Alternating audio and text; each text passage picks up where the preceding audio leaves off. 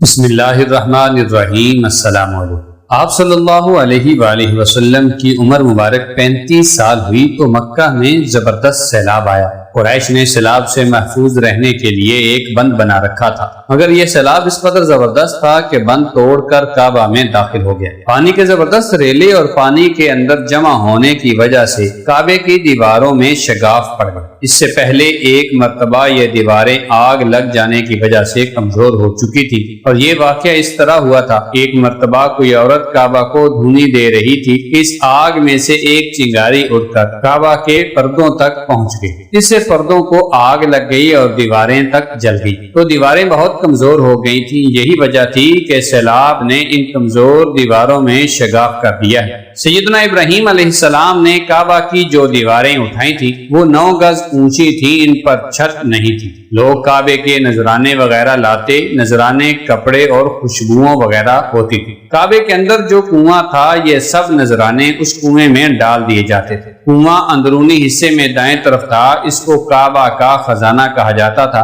کعبہ کے خزانے کو ایک مرتبہ ایک چور نے چرانے کی کوشش کی، چور کنویں میں ہی مر گیا۔ اس کے بعد اللہ تعالیٰ نے اس کی حفاظت کے لیے ایک سانپ کو مقرر کر دیا۔ یہ سانپ کنویں کے منڈیر پر بیٹھا رہتا، کسی کو خزانے کے نزدیک نہیں آنے دیتا تھا۔ قریش بھی اس سے خوفزدہ رہتے تھے۔ اب جبکہ کعبہ کے دیواروں میں شگاف پڑ گئے اور نئے سرے سے اس کی تعمیر کا مسئلہ پیش آیا تو اللہ تعالیٰ نے ایک پرندے کو بھیجا، وہ اس سانپ کو اٹھا لے گیا۔ یہ دیکھ کر قریش کے لوگ بہت خوش ہوئے۔ اب نئے سرے سے کعبہ کی تعمیر کا فیصلہ کر لیا کہ بنیادیں مضبوط بنا کر دیواروں کو زیادہ اونچا اٹھایا جائے۔ اس طرح دروازے کو بھی اونچا کر دیا جائے گا تاکہ کعبے میں کوئی داخل نہ ہو، صرف وہی شخص داخل ہو جسے وہ اجازت دے۔ اب انہوں نے پتھر جمع کیے، ہر قبیلہ اپنے حصے کے پتھر الگ جمع کر رہا تھا۔ چندہ بھی جمع کیا گیا، چندے میں انہوں نے پاک کمائی دی، ناپاک کمائی نہیں دی۔ مثلا طوائفوں کی آمدنی،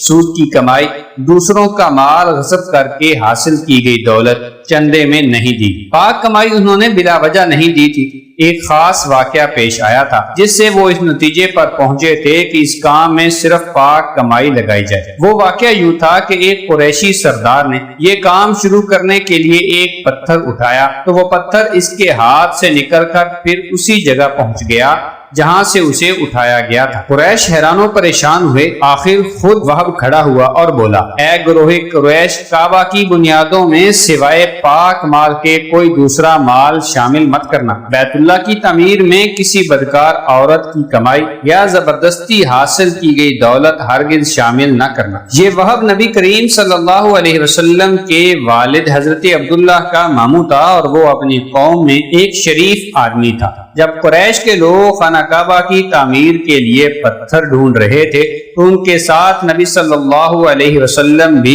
پتھر ڈھونڈنے میں شریک تھے۔ آپ پتھر اپنی گردن پر رکھ کر لا رہے تھے۔ تعمیر شروع کرنے سے پہلے قریش کے لوگوں نے خوف محسوس کیا کہ دیواریں گرانے سے کہیں ان پر کوئی مصیبت نہ نازل ہو جائے۔ آخر ایک سردار ولید بن مغیرہ نے کہا، کعبہ کی دیواریں گرانے سے تمہارا ارادہ اصلاح اور مرمت کا ہے یا اس کو خراب کرنے کا؟ جواب میں لوگوں نے کہا، ظاہر ہے ہم تو مرمت اور اصلاح چاہتے ہیں۔ یہ سن کر ولید نے کہا، تب پھر سمجھ لو کہ اللہ تعالیٰ اصلاح کرنے والوں کو برباد نہیں کرتا۔ پھر ولید نے ہی گرانے کی کام کی ابتدا کی، اور لیکن اس نے بھی صرف ایک حصہ ہی گرایا تھا کہ معلوم ہو جائے ان پر کوئی تباہی نہیں آتی۔ جب وہ رات خیریت سے گزر گئی تب دوسرے دن سب لوگ اس کے ساتھ شریک ہو گئے اور پوری عمارت گرا دی، جہاں تک کہ ان کی بنیاد تک پہنچ گئے۔ یہ بنیاد حضرت ابراہیم علیہ السلام کے ہاتھ کی رکھی ہوئی تھی۔ ابراہیم علیہ السلام نے بنیادوں میں سبز رنگ کے پتھر رکھے تھے۔ یہ پتھر اونٹ کی کوہان کی طرح کے تھے اور ایک دوسرے سے جڑے ہوئے تھے۔ ان لوگوں کے لیے ان کو توڑنا بہت مشکل کام ثابت ہوا۔ دائیں کونے کے نیچے سے قریش کو ایک تحریر ملی۔ وہ تحریر سریانی زبان میں لکھی ہوئی تھی۔ انہیں سریانی زبان نہیں آتی تھی۔ آخر ایک یہودی کو تلاش کر کے لایا گیا۔ اس نے وہ تحریر پڑھ کر انہیں سنائی، جس کا خلاصہ کلام یہ ہے، اس شہر کی عظمت اس وقت تک ختم نہیں ہوگی جب تک اس کے دونوں طرف پہاڑ موجود ہیں، اور یہ شہر اپنے باشندوں کے لیے پانی دودھ کے لحاظ سے بہت بابرکت اور نفع والا ہے۔ دوسری تحریر مقام ابراہیم سے ملی، اس میں لکھا تھا کہ مکہ اللہ تعالیٰ کا محترم اور معظم شہر ہے، اس کا رزق 3 راستوں سے اس میں آتا ہے۔ جہاں 3 راستوں سے مراد قریش کے 3 تجارتی راستے ہیں، ان راستوں سے قافلے آتے جاتے تھے۔ کعبہ کی تعمیر کے سلسلے میں قریش کو پتھروں کے علاوہ لکڑی کی بھی ضرورت تھی، چھت اور دیواروں میں لکڑی کی ضرورت تھی۔ لکڑی کا مسئلہ اس طرح حل ہوا کہ ایک جہاز عرب کے ساحل سے آ کر ٹکرا گیا۔ آج اس مقام کو جدہ کا ساحل کہا جاتا ہے، پہلے مکہ کا ساحل کہلاتا تھا، اس لیے مکہ کا قریب ترین ساحل یہی تھا۔ ساحل سے ٹکرا کر جہاز ٹوٹ گیا، وہ جہاز کسی رومی تاجر کا تھا۔ اس جہاز میں شاہ روم کے لیے سنگ مرمر، لکڑی اور لوہے کا سامان لے جایا جا رہا تھا۔ قریش کو اس جہاز کے بارے میں پتہ چلا تو یہ لوگ وہاں پہنچے اور ان لوگوں سے لکڑی خرید لی۔ اس طرح چھت کی تعمیر میں لکڑی کو استعمال کیا گیا۔ آخر خانہ کعبہ کی تعمیر کا کام حجر اسود تک پہنچ گیا۔ اب یہاں ایک نیا مسئلہ پیدا ہو گیا تھا۔ سوال یہ پیدا ہوا کہ حجر اسود کو کون اٹھا کر اس جگہ پر رکھے گا؟ ہر قبیلہ یہ فضیلت خود حاصل کرنا چاہتا تھا۔ یہ جھگڑا اس حد تک بڑھا کہ مرنے مارنے تک نوبت آ گئی۔ لوگ ایک دوسرے کو قتل کرنے پر تل گئے۔ 2 قبیلوں نے ساتھ مل کر ایک برتن میں خون بھرا اور ان میں اپنے ہاتھ ڈبو کر کہا، حجر اسود ہم خود رکھیں گے۔ اسی طرح دوسرے قبیلے بھی اڑ گئے، تلواریں نیاموں سے نکل آئیں۔ آخر وہ سب بیت اللہ میں جمع ہوئے۔ ان لوگوں میں ابو امیہ بن مغیرہ تھا، اس کا نام حذیفہ تھا۔ قریش کے پورے قبیلے میں یہ سب سے زیادہ عمر والا تھا۔ یہ ام المومنین سیدہ ام سلمہ رضی اللہ تعالی عنہا کا باپ تھا۔ قریش کے انتہائی شریف لوگوں میں سے تھا۔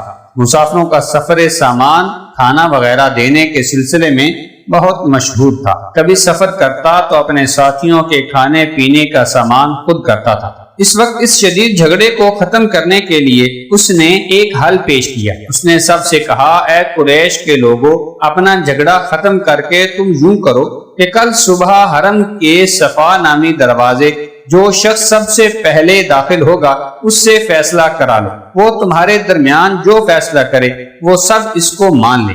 یہ تجویز سب نے مان لی۔ آج اس دروازے کو باب السلام کہا جاتا ہے۔ یہ دروازہ رکن یمانی حجر اسود والے حصے کے سامنے ہے۔ اللہ کی قدرت کہ اس دروازے سے سب سے پہلے حضور صلی اللہ علیہ وسلم تشریف لائے۔ قریش نے جیسے ہی آپ کو دیکھا پکار اٹھے، یہ تو امین ہے، یہ تو محمد ہے، ہم ان پر راضی ہیں۔ اور ان کے ایسا کہنے کی وجہ یہ تھی کہ قریش نے آپس کے جھگڑوں کے فیصلوں آپ ہی سے کرایا کرتے تھے۔ آپ کسی کی بے جا حمایت نہیں کرتے تھے، نہ بلا وجہ کسی کی مخالفت کرتے تھے۔ پھر ان لوگوں نے اپنے جھگڑوں کی تفصیل آپ کو سنائی۔ تفصیل سن کر آپ نے فرمایا، ایک چادر لے آؤ۔ وہ لوگ چادر لے آئے۔ آپ نے اس چادر کو بچھایا اور اپنے دستے مبارک سے حجر اسود کو اٹھا کر اس چادر میں رکھ دیا۔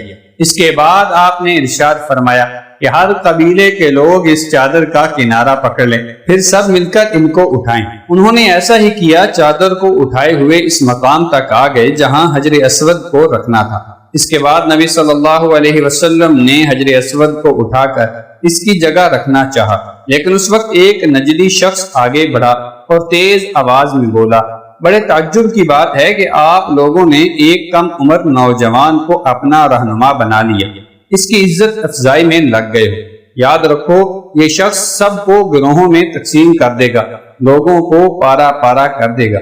قریب تھا کہ لوگوں میں اس کی باتوں کے باعث ایک بار پھر جھگڑا ہو جائے۔ خود ہی انہوں نے محسوس کیا کہ حضور صلی اللہ علیہ وسلم نے جو فیصلہ کیا ہے لڑانے والا نہیں، لڑائی ختم کرنے والا ہے۔ چنانچہ حجر اسود کو نبی صلی اللہ علیہ وسلم نے اپنے مبارک ہاتھوں سے اس جگہ پر رکھ دیا۔ مورخین نے لکھا ہے کہ یہ شخص دراصل ابلیس تھا جو اس موقع پر انسانی شکل میں آیا تھا۔ کعبہ کی تعمیر مکمل ہو گئی تو قریش نے اپنے بتوں کو پھر سے اس میں سجا دیا۔ کعبہ کی یہ تعمیر جو قریش نے کی تھی چوتھی تعمیر تھی۔ سب سے پہلے کعبے کو فرشتوں نے بنایا تھا، پھر حضرت آدم علیہ السلام نے خانہ کعبہ کی تعمیر شروع کی۔ اس کے بعد حضرت ابراہیم علیہ السلام نے خانہ کعبہ کی تعمیر کی۔ اس طرح قریش کے ہاتھوں یہ تعمیر چوتھی بار تھی۔